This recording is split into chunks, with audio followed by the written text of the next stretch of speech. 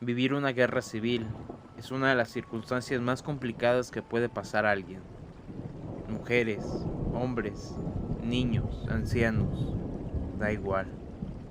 Cualquier persona se aturde, tanto en su presente y su futuro, al estar viviendo un conflicto bélico. En esta ocasión, con 3 relatos de la Revolución Mexicana, te doy la bienvenida a nuestro canal. Que los disfrutes.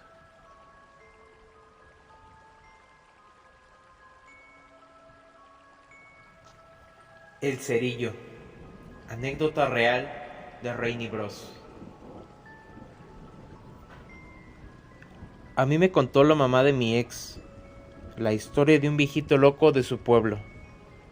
Ya cuando ella, llamémosle Moni, era una niña, el cerillo era un hombre bastante viejo. El pueblo era uno muy chiquito y él usualmente deambulaba haciendo trabajos por aquí y por allá, pero siempre balbuceaba, algo que nadie le entendía. De vez en cuando el señor se iba a poner borracho y se agarraba platicando de puras incoherencias, pero de repente, como que recuperaba la sanidad entre jarras y contaba su historia, pero la verdad nadie lo escuchaba. En una ocasión, el padrastro de Moni salió de noche de su casa junto con ella, porque se les había salido una gallina del corral. Rápido la encontraron. Estaba sentada sobre un montículo de tierra que no había estado ahí antes. Al levantar la gallina, vieron el rostro del cerillo, quien estaba enterrado abajo del montículo. El padrastro y Moni intentaron sacarlo de ahí, pero el cerillo se negaba. Decía que lo estaban buscando. Le preguntaron que quién, y él se aventó contando su historia. El cerillo había nacido a principios de 1905. Era el 11º hijo de una familia de arrieros que, aunque eran pobres, no les iba tan mal. Todos los hijos eran varones y ayudaban a su ya anciano padre con el trabajo. Y por los primeros años de vida, el cerillo vivió feliz con su familia. Pero cuando él estaba a punto de cumplir los 10 años, la revolución llegó a su pueblo. Primero, se llevaron a 6 de sus hermanos mayores. Después, un mes después, llegó el ejército federal y se llevó a los otros 2.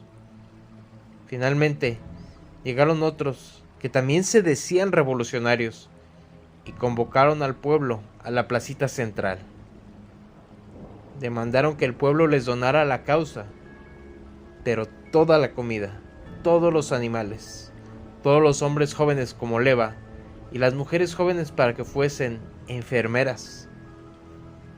Cuando el pueblo protestó y le aventaron piedras al supuesto teniente, los soldados comenzaron a matar a toda la población sin distinción. El cerillo y su familia intentaron huir, pero los balazos pronto alcanzaron a él en su hombro y a toda su familia en órganos vitales. El cerillo quedó hasta abajo de un pequeño montículo de sus familiares muertos, con una bala aún en su hombro. Por 3 días, tuvo que aguantar el peso de sus familiares encima de él y de los disques revolucionarios que se tomaron turnos montando a su difunta madre. Vio también cómo los niños con los que jugaba a la pelota fueron colgados sin ropa y después de ser castrados. Y también vio cómo violaron a las niñas que molestaba y después cómo las empalaron desnudas en picas que les atravesaban todo el cuerpo entrando por sus vaginas. Por 3 días, no se movió a pesar de que empezaban a salir horribles líquidos de sus difuntos familiares. Todo por el miedo a que lo mataran. Al 4.º día se fueron los revolucionarios, dejando los cadáveres para los pájaros. El cerillo se esperó otros 2 días para estar seguro de que no volvieran. Después de otros 2 días de estar enterrado en la pestilencia, finalmente salió de abajo de los ya putrefactos y por los pájaros roñidos cadáveres de sus padres y hermanos.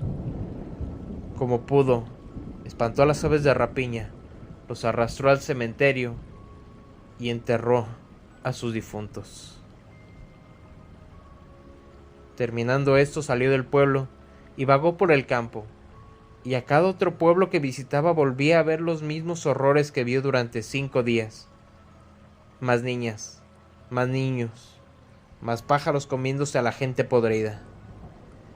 Y así como él se perdió en el camino, igual que en el camino, también perdió la cordura al cerillo. Y es por eso que ya de viejo, de repente volvió a enterrarse en la tierra, esperando que Dios ya lo diera por muerto y se lo llevara al cielo. Pero eso no pasó. Muchos años después, cuando Moni ya no vivía en el pueblo y el cerillo cumplía 100 años, en su locura, accidentalmente hizo enojar a un narco prepotente. Nadie sabía qué pasó después con el cerillo.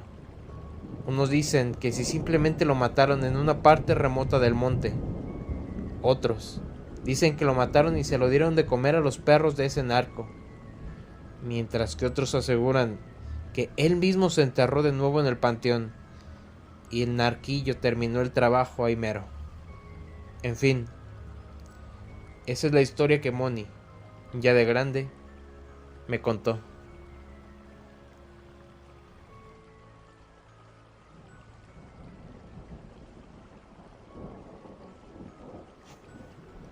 Don Liberado. Anécdota real de Gerardo Castillo. La historia que les narraré parece un invento de los abuelos, pero esto me comentó mi papá hace unos años de lo que le pasó a mi tatarabuelo. Después de que pasó la revolución, el país poco a poco fue llegando a la paz. Mi tatarabuelo Don Liberado, en esos tiempos, para abastecerse de los productos básicos del lugar, tenía que ir a otro pueblo de unas 4 horas de camino. En fin, compró lo que necesitaba y partió con destino a mi rancho. Ya en camino se topó con otro campesino que iba a la misma dirección. Entablaron buena amistad, ya que el camino era largo, y así pasó el tiempo. Ya llegando al rancho, el señor le dice a mi abuelo: «Bueno, don Liberado, ya llegaste a tu casa. La mía está un poco más lejos de aquí, detrás de esas montañas». Y pues cuando lo saludó, según mi abuelo, ese señor no tenía las marcas en las manos como todos las tenemos. Siguió más adelante, dio unas vueltas en un árbol de mango y allí desapareció.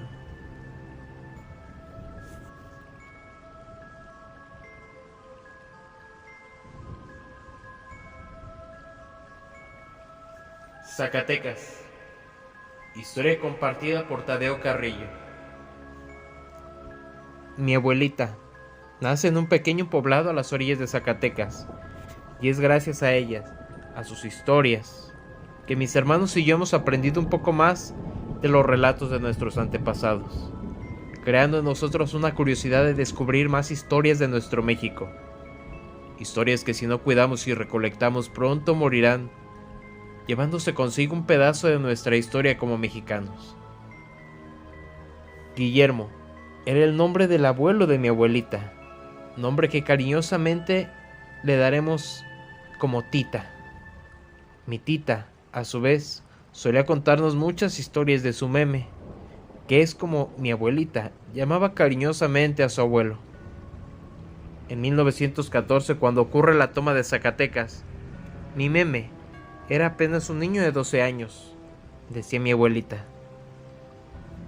Él estuvo a un regaño de formar parte de los villistas. Cuando llegaron los revolucionarios a Zacatecas, todo el mundo los admiraba.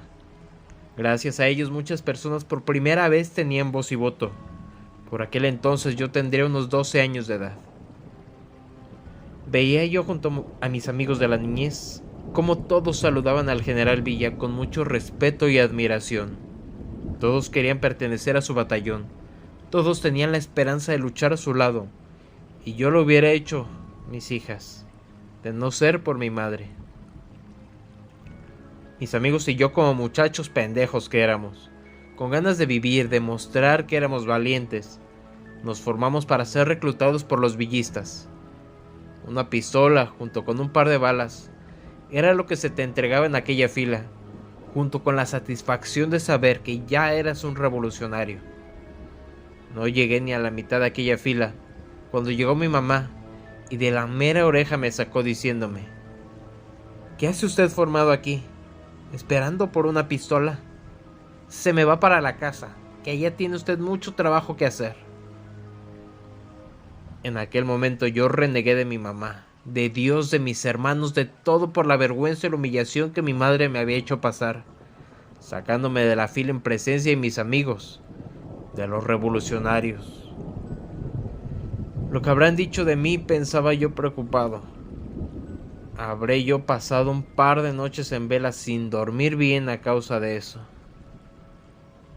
Ya de grande, Diosito sabe lo mucho que yo le agradecí a mi mamá de que me hubiera sacado de aquella formación. De no ser así, a lo mejor yo hubiera muerto hace ya mucho y nunca las hubiera tenido a ustedes, mis hijas.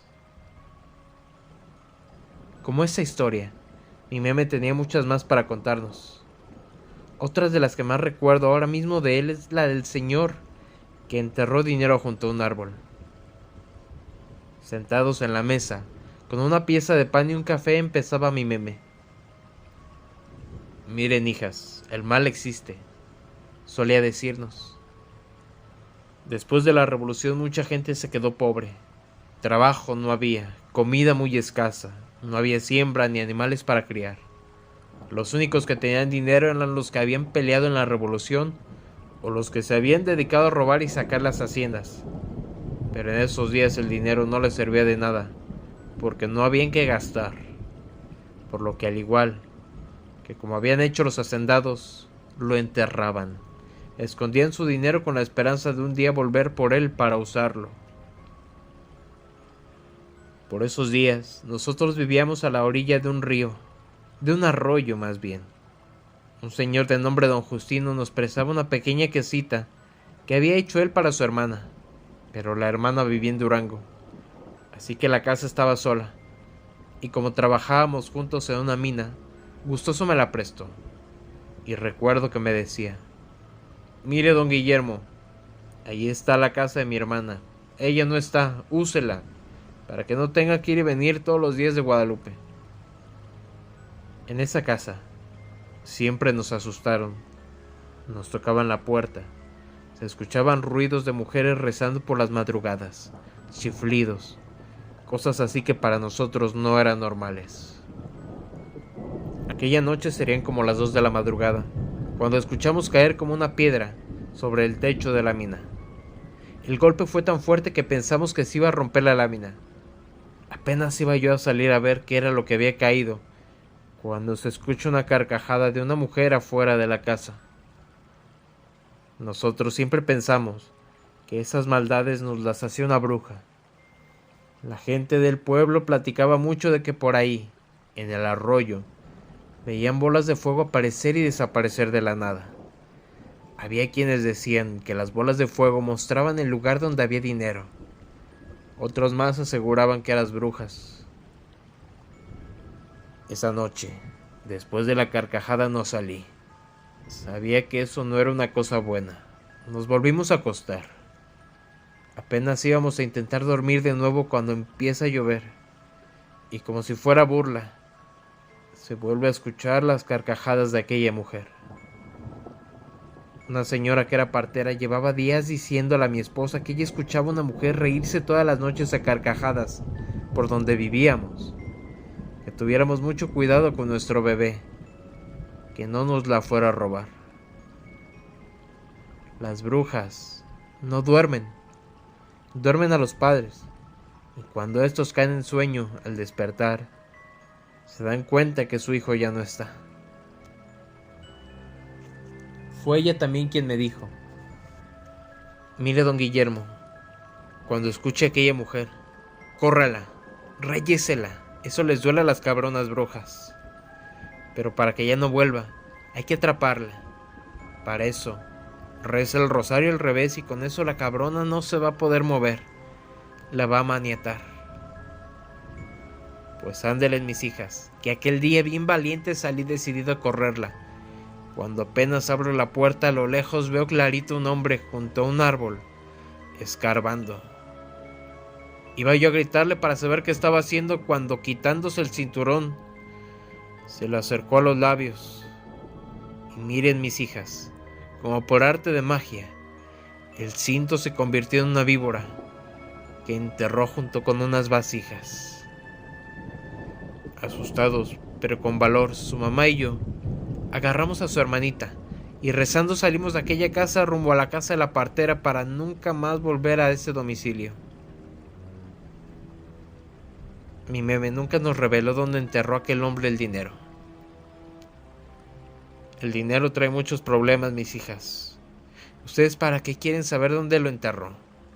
Así, con lo poquito que Dios nos da, estamos bien. Ustedes no saben todos los males que persiguen las personas que se hacen de esos tesoros embrujados. Mi meme murió allá por el año de 1980, a los 82 años de vida, llevándose a la tumba el secreto, pues sabemos que nunca nos platicó todo lo que vio, escuchó y vivió. Pero las pocas historias que recordamos de él, queremos compartirlas con ustedes, esperando que así su memoria viva para siempre.